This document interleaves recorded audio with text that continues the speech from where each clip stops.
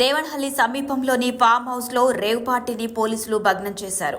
7 యువతులు సహా 31 మందిని అదుపులోకి తీసుకున్నారు. వారి దగ్గర నుండి మాదక ద్రవ్యాలు స్వాధీనం చేసుకున్నారు. ఇక వీరందరూ ఐటీ ఉద్యోగులుగా గుర్తించారు. నిందితులపై నార్కోటిక్స్ యాక్ట్ కింద కేసులు నమోదు చేశారు బెంగళూరు పోలీసులు.